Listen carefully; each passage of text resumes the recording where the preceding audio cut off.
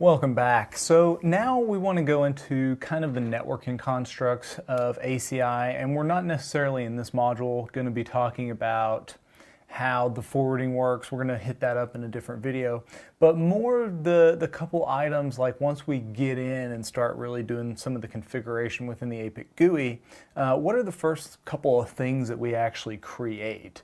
And these are kind of the core foundations of how we build things within the ACI fabric. So I'm going to hop right in. I'm going to get out of the way here so I can draw a little bit. But the first one is actually what we call the tenant.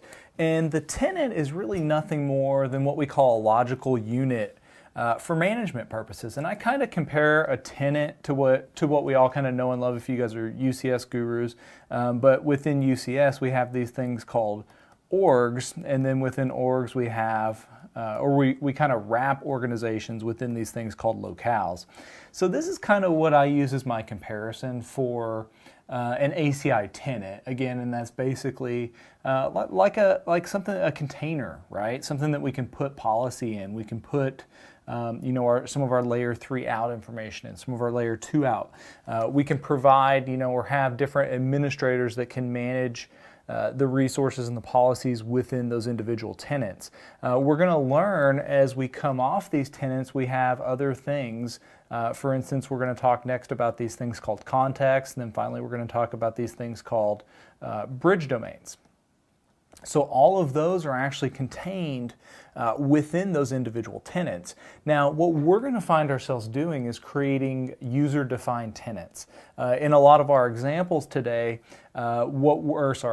today, but a lot of our examples as we go through some of these demos, I'm going to pretend like maybe the Department of Defense bought this ACI cloud, right?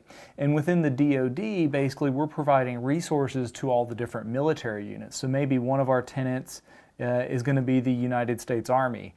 Maybe another tenant is going to be, our Marines, right? Semper Fi, do or die. Maybe another one's going to be our Air Force guys. We could have the Navy guys. I don't have room in the cloud, right? Or I'd put Coast Guard. But again, these are all going to be tenants within this ACI domain, so we can have separate administrators, using role-based access controls. We can have different policies set up for all of these guys. Now, there are a couple of what I'll call predefined tenants for us. I kind of have them listed out here on the screen. Common, infra, I just typically call that infrastructure tenant. And then management. So they all provide some kind of different functionalities. I'll go through them pretty briefly here. We'll kind of see how we can leverage some of them as we get really into the configuration and some of the demos within the APIC GUI itself. But the common tenant's really just a special tenant and basically provides some common services to some of the other tenants within the fabric. Again, one of the core principles to ACI is that we can reuse a lot of these different policies and a lot of these different objects. So what we can do with this common tenant is we can place some common services in there. Things like, shared private networks, bridge domains. If we want to do like route leaking between different tenants, we could leverage the common tenant for that. DNS, DHCP, Active Directory, things like firewalls, load balancers, like F5 load balancers, right? IPS, IDS sensors. So if we're doing any of what they refer to as, I believe, the layer 4 through 7 services, so if we're doing redirects or service chaining or anything of that nature, we could provide those services through the common tenant and the other tenants can leverage them. Other things that we can do from the common tenant, we're going to see we can do, like globally defined filters, contracts, and other objects, again, that the other tenants are going to be able to leverage because they're kind of landed within that common tenant itself. We also have the infra or the infrastructure tenant, again, as I like to call it. And this is basically what we're going to use for internal fabric comms. When we form our tunnels and do a lot of that infrastructure policy, it's going to be all within this infrastructure tenant itself. So we'll see, as we bootstrap that system, we provided that infra VLAN, which I think we used VLAN 4 in our example. So that is part of this infrastructure tenant. And again, this is all for the basically the internal, again, fabric communications. So none of this is exposed externally, except, I should say, if you go out to an application virtual switch. or an AVS, then it is exposed externally, but it never really goes outside past the leaf or spine switches. And really things like the fabric discovery, image management, DHCP for the fabric functionality during the fabric discovery process, all of that is handled within that infra tenant. We also have the management tenant, which we're going to get really familiar with, because this is where we really go in and we do our in-band and out-of-band management configurations. So while we have all of these switches, we're going to have, as we learned, right, we're going to have our spine nodes, and then we have all of our leaf nodes, and they're all kind of interconnected through the individual fabric. Well, we can manage those guys through the fabric, through the use of an APIC, right? But we also, these in the end are just Nexus switches, right? So we have this external or this out-of-band management connection on all of them, like we did on our 5Ks, like we did on our 7Ks. So we have the ability to configure that out-of-band management port.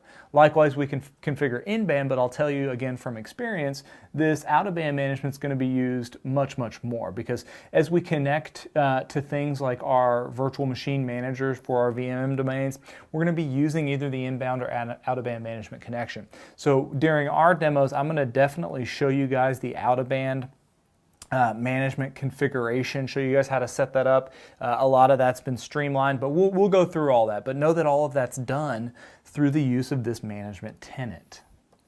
Now, next up, underneath this tenant, we have this thing really called a context. Okay, and the context, I don't want you guys, let's not make more of this than it really is. The context is nothing more than a VRF. In fact, the two terms are kind of synonymous here. If you're familiar with NXOS and the use of VRFs kind of therein, you can hopefully see the ties between these two, right? Because when we went into NXOS to create a VLAN, we would always say VRF context and then the name. So we might say VRF context red. This would be how we created that VRF. Now, if we went to assign it, we'd go, into our interface, interface Ethernet 1.1, and we'd say VRF maybe member red. And that would be how we actually went in and assigned the VRF to an interface, or an interface to the VRF, I should say. Now, VRFs or contexts provide the same functionality within ACI as they do traditional switches. They give us a means kind of by which we can separate out routing tables. Basically, we're giving routing tables a different name, and we have the ability to reuse existing IP address space. For instance, imagine this tenant that we have listed up here on the screen. It's got two different contexts assigned because we can have multiple contexts assigned to the same tenant. So imagine, maybe one of these we're going to be using as our production VRF, and another one may be our dev or our test dev, right, VRF. What we can do is we can have the same IP address or subnets, I should say, within each of these VRFs, and that's perfectly doable because VRFs allow us to use duplicate IP addresses because they're separate routing tables. So what I could do is I could have 10, 10, 10, 10 or 10, 10, 10, 0/24 over here, and we could have the exact same subnet over here. Now, what this allows us to do, right, if you had a virtual machine that was assigned to something like 10, 10, 10, 10, maybe over here in dev, while you guys kind of vetted out that the system was installed and working and patched the way you want it, once you test and put that guy through the paces, you can migrate that same machine over to the production context or the production VRF. And that's really how you can kind of leverage these contexts within ACI. I mean, really, if you think about it, we've been doing that for years with VRFs within iOS and within NXOS. So nothing's really changed there. Now, lastly, in terms of networking constructs, what we have within ACI is what we call a bridge domain. And bridge domains are basically going to ride within a specific context. So bridge domains, again, in all actuality, they're simply VXLANs. So they're going to be identified by what we call a unique VNI, which is a VXLAN network identifier value. So each one of these bridge domain, in essence, that you guys kind of see here on the screen, are basically VXLANs. So this guy may have a VNI of 1, this guy may have a VNI of 2, and this guy may have a VNI of 3. So if you really think about it, these are just the overlays, right? Because each one of these is a unique VNI. Now, these are pretty simplistic VNIs. They're going to be really, really ugly. In all actuality, you're going to have like, 157321 is going to be your VNI. So they get pretty horrendous. It's nothing you're going to be able to remember off the top of your head. But again, these are all individual VXLANs. Now, really, these guys are nothing more than what I call containers for subnets. So within these bridge domains, we're basically going to have, subnets assigned to those specific bridge domains. And we as the administrator or engineer are going to be the guys or girls, right, that go in there and actually assign these subnets to the bridge domain. Now, notice on my diagram here how we can have multiple subnets as part of the same bridge domain. Okay. Now remember, a bridge domain is tied to a context, aka a VRF. So what we can do is we can reuse subnets or have the same subnet as part of differing bridge domains as long as those bridge domains are tied to different contexts.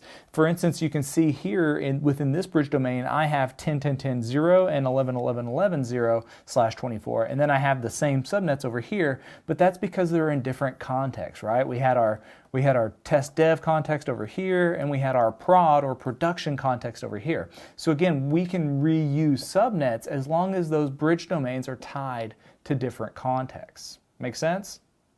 Okay, so now we get to talk, in some future videos, we're really going to get into how the forwarding of the fabric works. But I want to kind of give you a little bit of a primer here before we get into those, so that when we really start to dive into, the unicast and multicast forwarding features of the ACI fabric, you guys already had, some indication really of what's going on.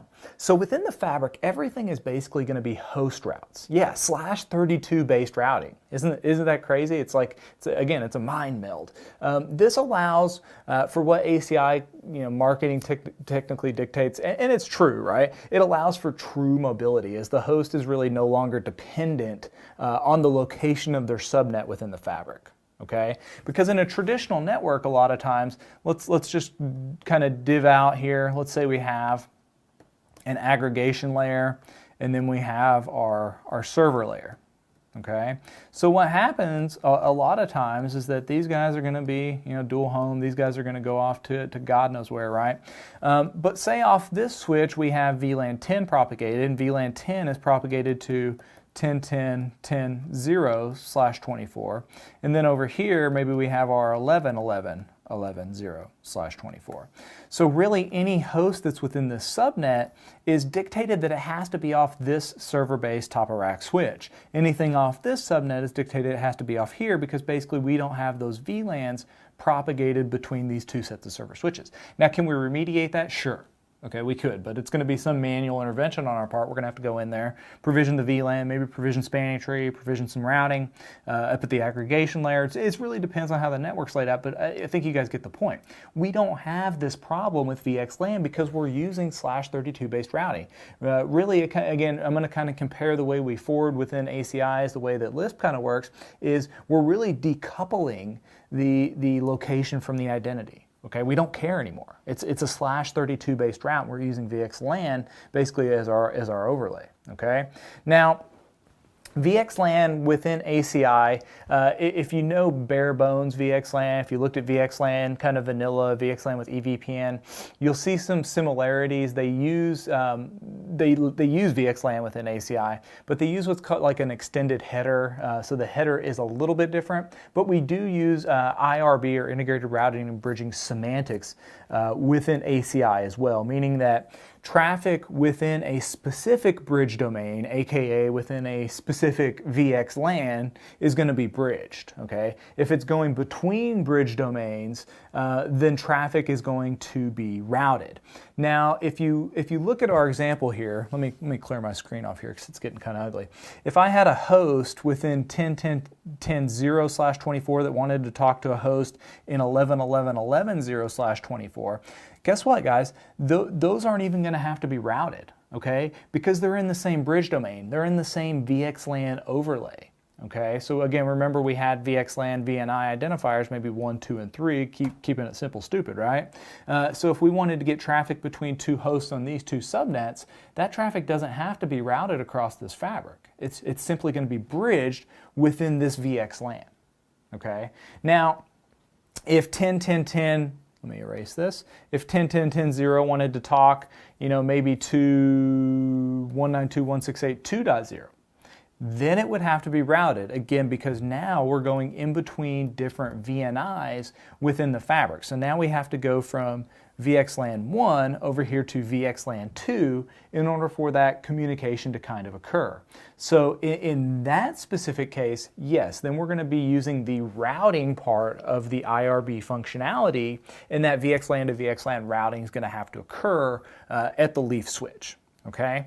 Now, another thing that you'll see is that we're also going to kind of notice within a bridge domain, kind of unlike a VLAN or traditional broadcast domains, that layer 2 flooding is going to be disabled by default. Okay, so layer 2 is disabled by default. Crazy, right? Because we use that layer 2 flooding for a lot of things. Think ARP, think DARP. We use it. Now, you'll see as we progress kind of through the fabric operations and the unicast forwarding, this is possible because we're using those /32 host routes, okay, to basically forward traffic through the fabric, right? And because we use those /32 based host routes, all the hosts connected to the fabric are going to be known by the fabric, okay?